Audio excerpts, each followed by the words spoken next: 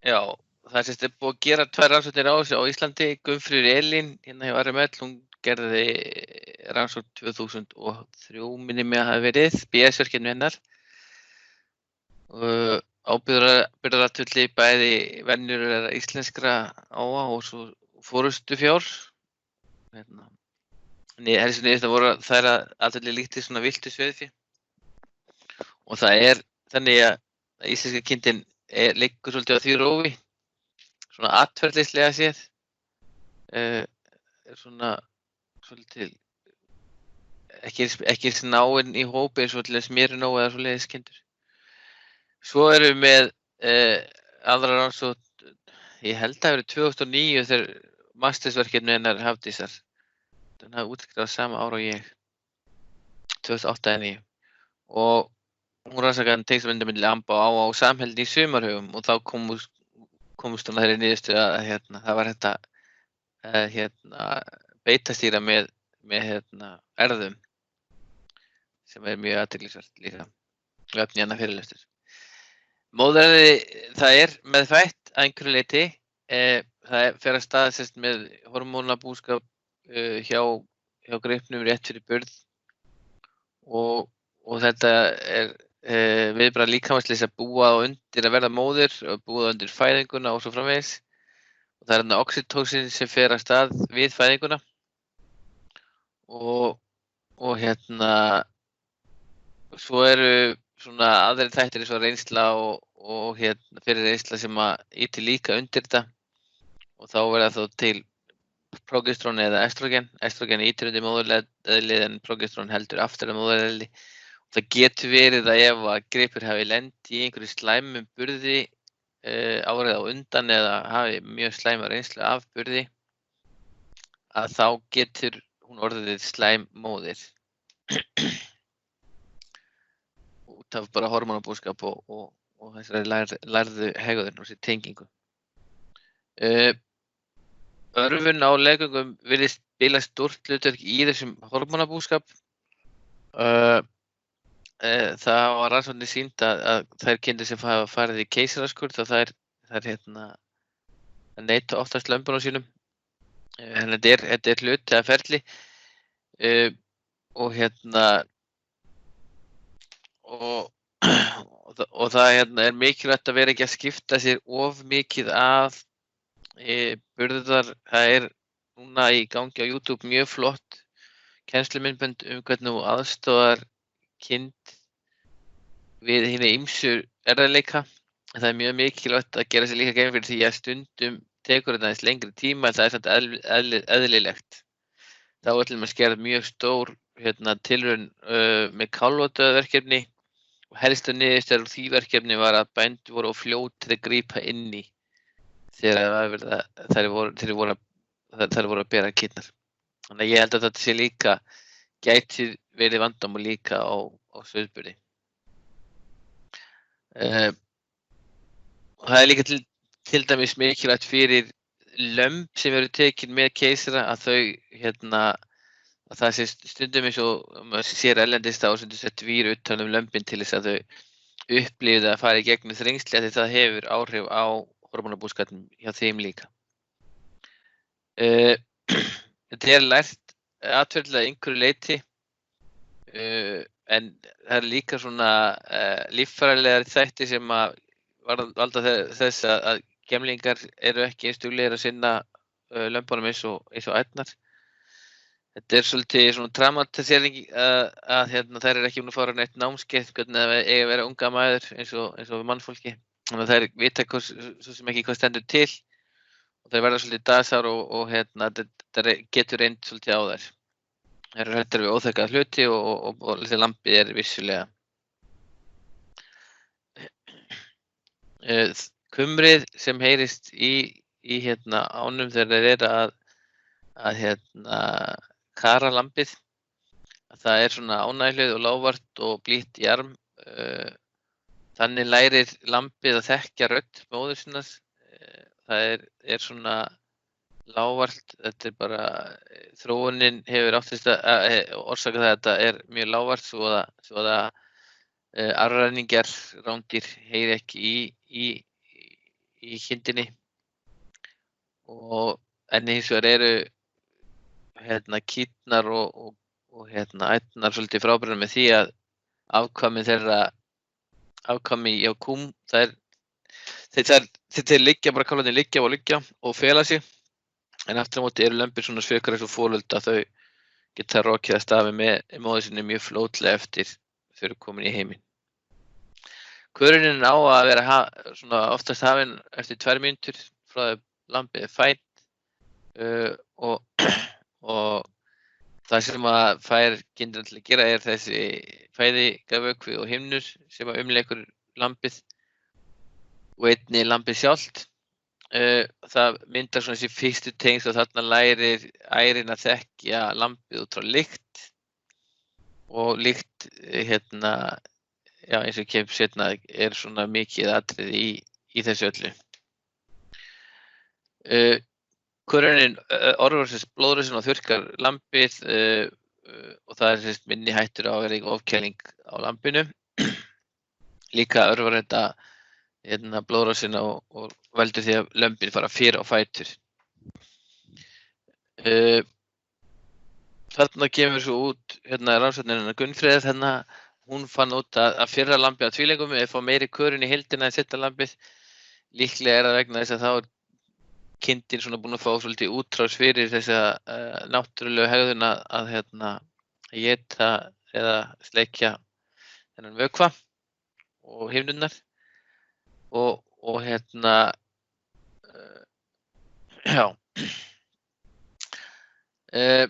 atferli lambsins hefur náttúrulega svolítið mikinn áhrif á lífslíkur. Þau koma í heiminn og eins og segja áðan eru svo fólöld, þau fara fljótlega að elta móður sína og nota skynfæri sín, bæði þefskinn og sjón.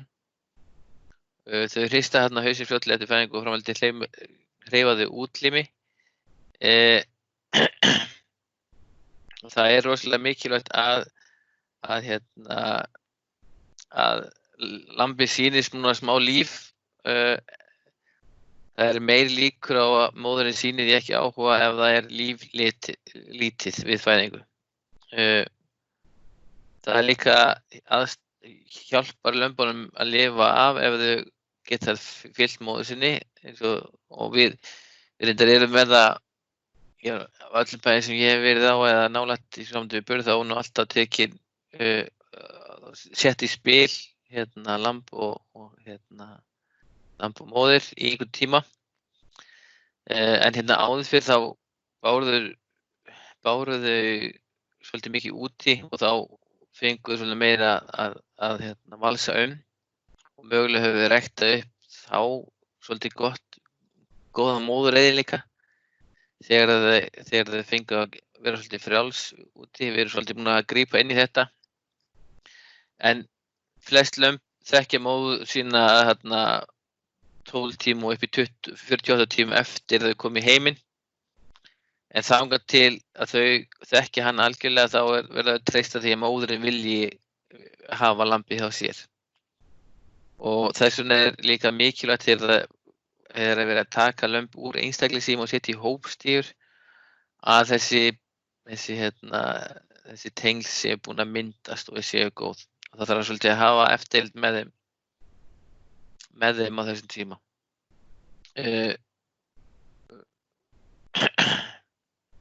Og þessi lömb sem halda sér næst móður sinni.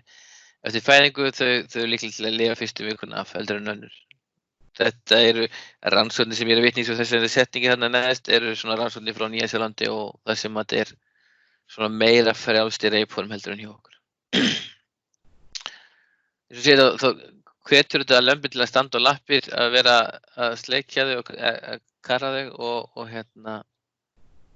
en einleitlingar eru lengur á fæti eða stærri lömb eru lengur á fæti á fætur heldur en svona léttari lömb og það er mjög mikilvægt að koma sér fyrst á spena. Lömbin hafa þessa fituhúð sem verndar fyrir ofkælingu en til þess að viðhalda líkamsvöldum þá þarf meltingarstarfsemin að fara af stað og þá þurfum við líka að fá brott til þess að efla ónæmiskerfi.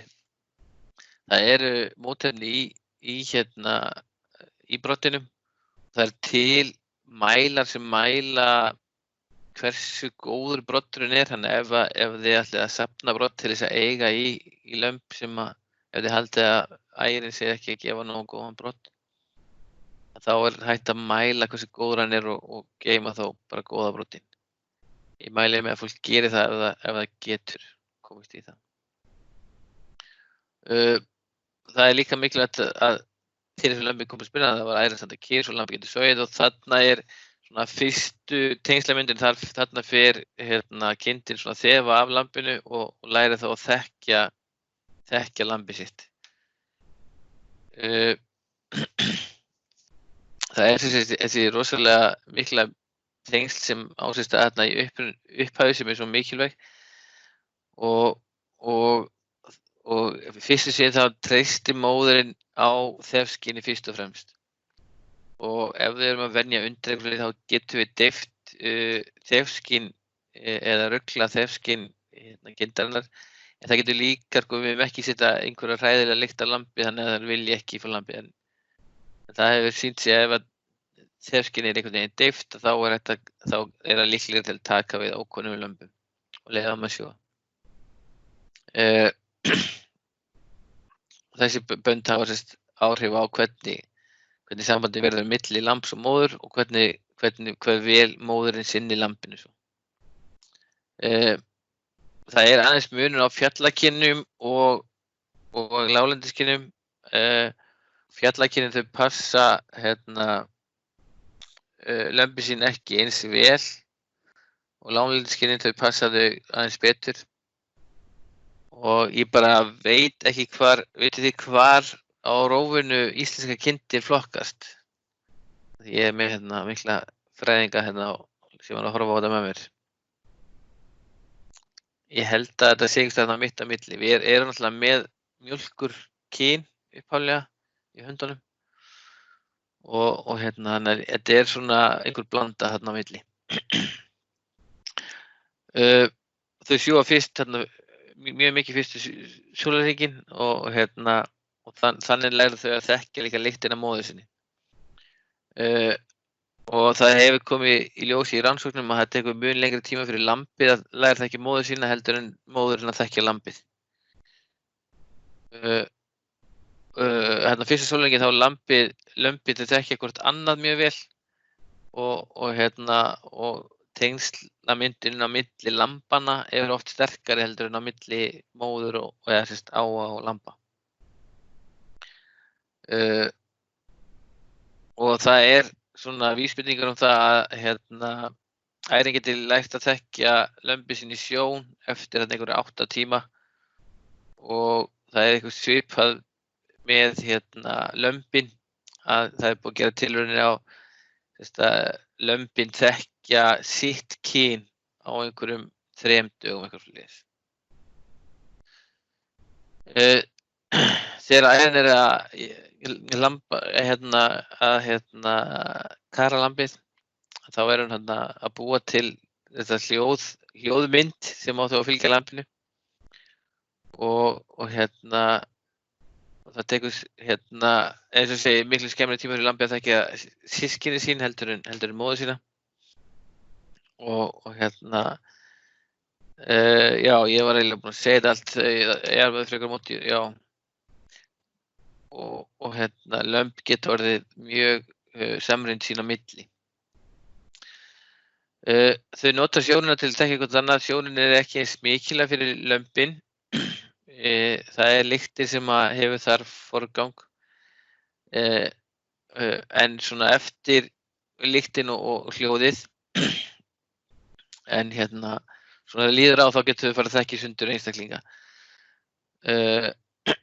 Ærin notar sjórina ásamt rödd og heyrn ef að lambið einhverju fjarlæg frá henni. Annars notar hún aðallega rödd og lyktarskyn. Svona eftir líður á þá breytist hegðun lambanna þannig að þau fara að eyða meiri tíma í leika við önnur lömb.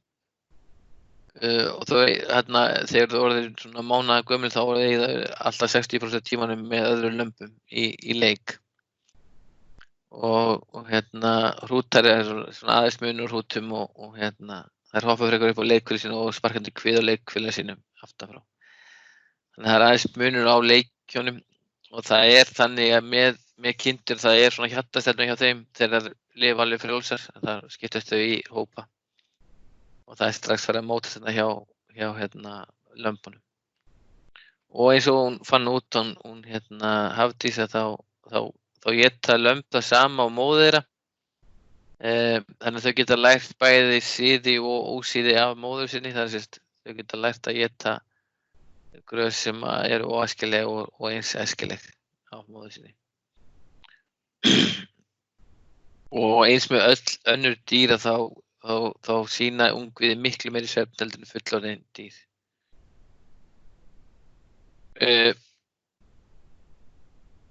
Svo ein pæling svona í restina og þetta hefur held ég aldrei verið gert á Íslandi að kanna þetta, hversu mikið af lömbum sem ekki skila sér af fjalli eða koma af fjalli án móður, hversu mikið þetta útskýra það með lélegu móðureðli.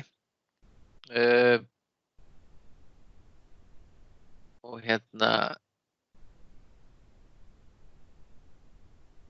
þannig að það svona ýmsir þættir sem koma inn í til dæmis það að ef það eru miklir burðaræðileikar þá er meiri líkur á vandamálum í tengslum við þessi tengslamyndun og það er mjög áríðandi ef fólk lendir í því að það hjálpa kindum sem eru miklu vandræðum að þeir fylgist þá betur með þessu sambandi móður og lambs fyrstu dagana.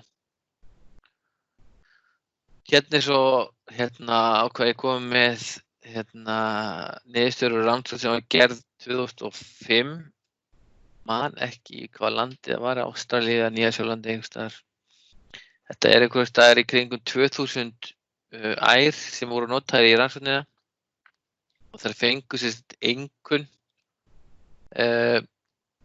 eins og sést á kvarðanum, það hlupi bara í burt, þetta var þegar að vera að merkja lömbin, það var atferli ána skráð og þær fengu 1/5 og þær sem fengu 1 eða lélegasta skorið, þær hlupi bara í burtu. Kendi mér þetta síðast. Já, hlupi í burtu og komu ekki tilbaka þegar það var búið að merkja lambið. Þær fengu 1 í einkunn. Þeir sem fengu 2 einkunn, það hlaupið 10 metri í burtu og komið tilbaka þegar var búið að merkja lambið. Svo var stærsti hópurinn 3, langflestar ætna voru þar, að þær fóru 5-10 metri í burtu þegar var verið að merkja lambið og komið svo aftur tilbaka. Og svo voru 4, 5, þá fóru það minni en 5 metra og þær sem fengu bestu einhvern fóru ekki í burtu þegar var að merkja lambi. Og svo eru líkurnar á litter survival, eða hversu mörg lömb komu til slátrunar. Og það var 95% cirka hjá þeir sem fengu bestu einkunnina og 65% hjá þeim sem fengu lökustu einkunnina. Þetta væri eitthvað bráð skemmtilegt BS-verkefni fyrir einhvern nema að gera. Þetta er einfalt í framkvæmd, þetta einfaldur kvarði og hann notaður á mörgum stöðum í heiminum þessi kvarði hér, hann síðan 95 held ég að hafi fyrst komið fram. Og fyrst í litlu úrtaki. En þarna svona stærsta úrtaki sem ég fann. En allar rannsóknir benda til þess að þetta hafi töluverðan þessi tengslamyndun hafi svolítið mikinn áhrif á hversu mörg lömb koma svo til slátrunar. Eitt sem getur náttúrulega rugla þetta kerfi er náttúrulega hræðsla kindina við mannin. Þetta er ekki bara að dæma, það sem það prófar að gera að dæma hversu mikið kindin vill vera hjá lambinu versus hræðsluna við mannin. það eru til próf sem að eru á stress í hópum og nú ætlum við að fara að meta eitthvað forystuféð okkar og það var ekki hægt að gera einhverjar svona prófanir því. Að því að nú fáir á þessu fundi þá kannski ætla að segja frá því að þegar ég var kennari á Landbúnaðarháskóla Íslands þá gerði einn hópur hjá mér svona könnun, svona stressprófkönnun á sauðfé, annars vegar hjá Haraldi þingmanni Vestrareyni og svo í húsdreikaranum. Og þá kom að ljósa að kynjarnar í húsdreikaranum voru hengdar upp á þráð. Þær þoldu ekki nein miðað við það kynnar sem voru fram í sveit. Þannig að það er hægt að gera svona alls konar próf á skepnum. Það er líka hægt að gera svona gáfnafarspróf til þess með völundarhúsum. Og það var hluti af prófuninnar Hafdísar. Þá voru með svona völundarhús og voru að mæla hversu lengi kynna voru að fara til lambsins. Og þetta er allt spurning hvað er þessi motivation, hvað er drifkrafturinn við þetta. Til dæmis það er auðveldara að kenna nýrúnu kindum að kenna þeim að kveikja á hitalampa heldur en órúnum sem er heitt og fínt. Þannig að þetta er spurning það líka. En ég myndi vilja sjá einhvern pröfa þetta fyrir mig og athuga sjá einhvern mun skrái hjá sér. Það geta að mæla markvist allar skepnur í húsinu sko, en hann getur kannski taka niður hvort að það sem eru alveg snarvillist þegar að vera umgangast þær séu komið og síðu með lömbina fjalli. Fyrirlesturinn er eiginlega búinn núna. Er einhverjar spurningar eða umræður eitthvað svoleiðis? Er þið ekki örugglega þetta þá? Jú, ég er Lárus hérna. Ég ætlaði kannski bara að að þakka fyrir lesturinn og hann er væntanlega inn á síðuna þar sem hann geta sótt hann, þeir sem eru uppteknir út í fjárhúsum. Þannig að, en mér langaði bara aðeins til að, ég misti nú þarna vitninglæruna að vísu, en mér langaði til að ég þekki það vel að nota broddinn aðeins þegar maður er að venja undir. Að úr úr kindinni að mjólka á kollinn og rassinn á lambinu og nudda því á bæði lömbin, bæði hennar eigið og það sem er vanið undir að því að þarna er þá hennar eigin lykt nuddað á bæði lömbin. Ég held að þetta sé nefnilega ekkert algengt að menn sé að nota mjólkin eða broddinn til að venja undir. Og svo þarna sá ég á einum stað að það myndi ekki átta sig á lit lamba fyrir eftir einhvern ákveðinn tíma. Ég held að ég hef nú ekki þá reynslu vegna þess að maður hefur nú upplifað það að með sumar ær sem hafa átt mislit lömb og hafi ekki átt það kannski áður að þær hafa haldið að þær væri að eignast eitthvað skrímsli og bara út af litnum og ekki viljað eiga það. Kannski svört eða flekkótt, tala ekki flekkótt, þannig að Nei, það er aðalega verið að ræða sko að þau þekkið þau ekki þá frá öðrum flekkóttulömbum. Já, svoleiðis, já. Þau læra að þekkja munstrið sko. Já. Það sjá náttúrulega þeirra fæðist að það er ekki alveg innlít. Já. Þau þekkja munstrið frá öðrum munstrum sko. Já. Það er mitt það sko, þannig að Nei, þetta er gaman að pæli þessu sko og eins, já því að ég byrjaði nú að tala þetta saman að venja undir, það er náttúrulega, það er eiginlega alveg sér fyrirlestur náttúrulega. Já, það er alls konar aðferðir sem mann nota. Já, þetta bláa spreyið og það er svona extrím aðferð sem er samt að virka sko. Það er baðað einhverjum bláum lit og með sterkum lykt sko. Já. Man heilt ýmislegt sko. Einmitt. Sigtryggur. Já. Unnsteinn hérna. Eitt sem að líka áhvert sem varst að tala varandi þetta svona hjarðeðli hjá okkur sem menn að ræða erlendis eins og í Noregi að sko bara varkárni gagnvart sko úlfum og slíku. Já, sko, þegar ég var í námi, þegar ég var í náminu til Noregi, þá var verið að, það er náttúrulega vandamál í Noregi hvað þær eru, hvað er þetta, reif, nei, hvað er þetta? Hvað er þetta varkunni sem að herjar á þau hérna? Jarfinn og allt þetta? Já, jarfinn, já. Jarfi og Gaupá, já.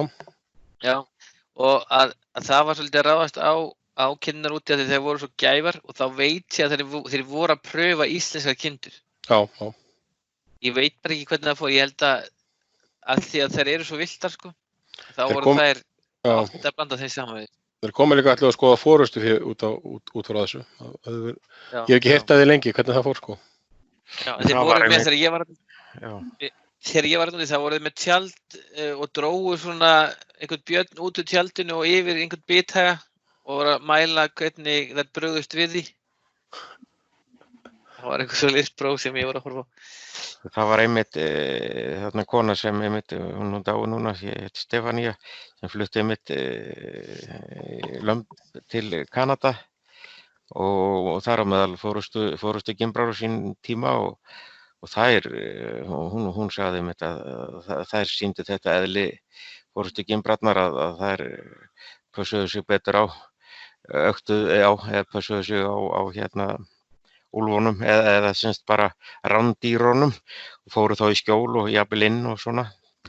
Þannig að þetta er í fórustu fjörnum, sko. Já, ég held að þetta sé líka þessi í hinum, sko. Já, eflaust, já. Þetta er líka. Hafa menn ekki allir lent í þessu með þessar sinnulausu ær sem að vita ekki neitt í sinn haus, hvort þeir eiga 1, 2, 3 eða 5 lömb eða eitthvað, bara að týna þeim, sko, þó þessi metra frá sér. Jú. Og hafa menn verið svona markvisst að bara slátra þeim, eða hvað, hafa menn, vitið eitthvað það? Nei, ég veit það ekki, en manni leiddist þetta nú sjálfum í gamla daga, að einmitt þessar sem voru sinnulitlar. Hleyptu öllum undir sig og reyndu að hugsa lömbi sín og eitthvað. Er ekki hugsa þær kindur? Jú, það er bara týna lömbunum einhvers staðar bara rétt við húsin og maður endalaust að leita lömbun sömu kindana. Já. Svo eru aðra sem að passa alltaf. Það er nú með fórustu fjör, sko, til dæmis að það passar svakalega vel upp á lömbi sín og mér einmitt bara hefur mér verið sagt algengt jafnvel að menn setja þær ekki inn í sín stíu, hafa jafnvel með óbornum fé fórustu kindurnar því að þær halda lömbunum sínum alltaf nálægt sér og jötu passa þær upp á að hafa þau við hliðina á sér og velja þá stað út við milligerð. Hafa lömbin þar við milligerðina. Þannig að já. En hefur verið eitthvað svona á síðustu árum hvatt eitthvað til rannsókna meira á þessu hér hjá okkur?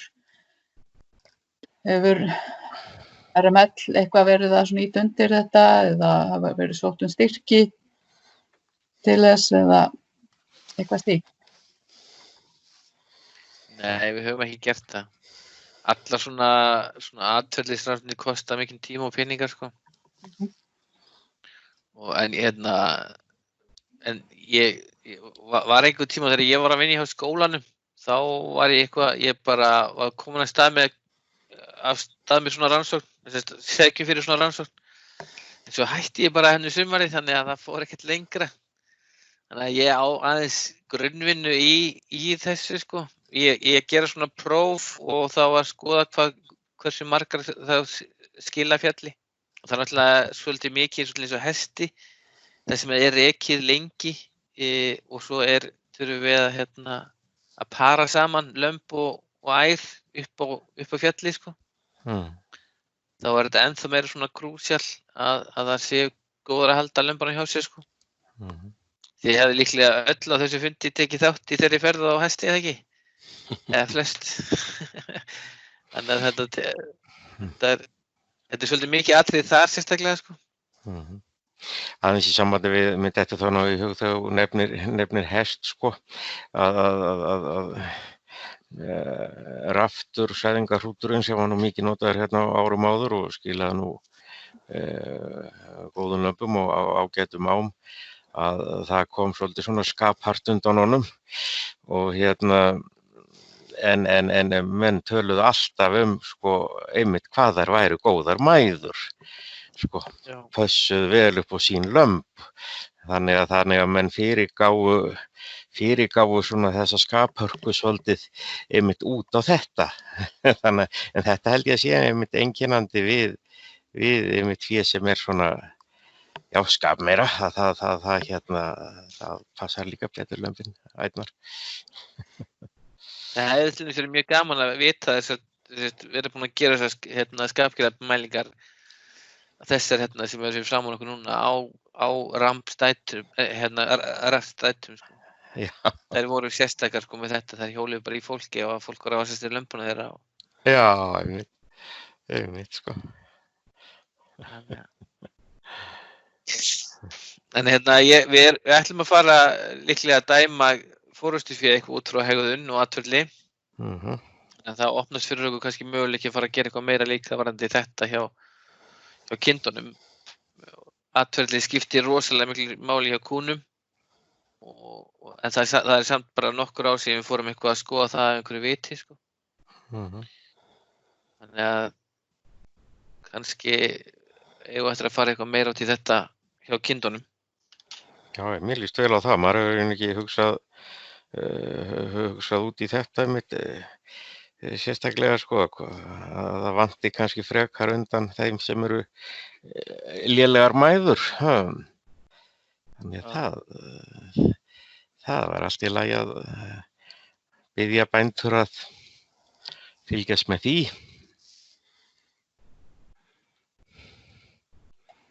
En einhver fleiri hugmyndir að þessar rannsóknir sem þið eru með?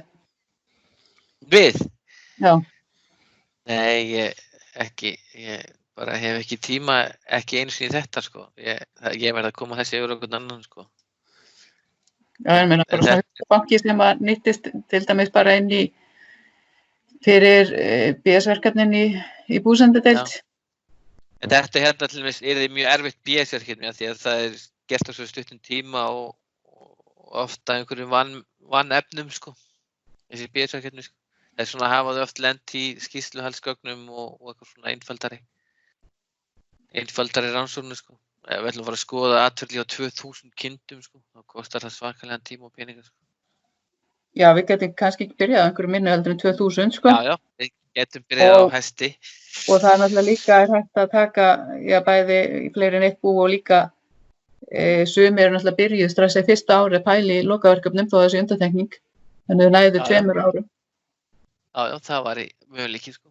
Bara, ég er tilbúin til viðræðu, ég get verið svona hugmyndasmiður og svona stuðningsaðili, en ég get ekki verið leiðbeinandi, held ég. Það er of mikið hjá mig núna. Já. En það var líka áhugavert að búa til skráningaform þar sem mann gæfi einhverja svona einkunn fyrir mæðra eiginleika á sauðburði. Já.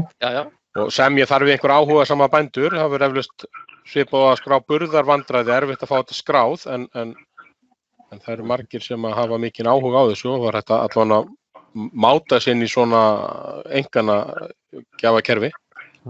Valdir bændur sem að verður fengnir í þetta. Já. Áhugavert, sko. Þessar tölur hérna eru svolítið stóra, finnst mér. Þetta er sko 65 og 95, sko. Þetta er 30% munur, sko. Já. Þetta er svolítið mörg lömb, sko. Ef þetta er eins hérna hérlendis sem við vitum ekkert um, sko. Nei, en það er þetta geta rækta kvér sem að þarf ekki að hafa eins mikið einstaklingstíðum ekki eins lengi.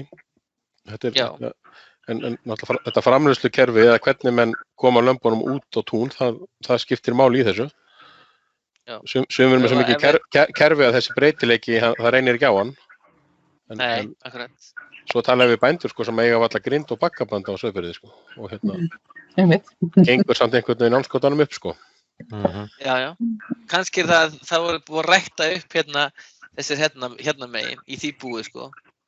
En kannski getum við rækta upp, sko, mikið hér ef við erum með of mikla stjórnum, sko. Já, akkurat. Þannig að þetta er mjög spennandi. En allan að sjáum við bændur þennan breytileika þegar við erum að vinna við hjörðin okkar og það verður gaman að geta unnið með hann. Já. Verður það. Skulum reyna að ýta því eitthvað áfram. Og ég held að lykillinn þar sé Landbúnaðarháskólinn í þessu, sko. Já, klárlega með okkur öll á hliðarlínunni. Já. Við getum öll verið á hliðarlínunni, sko.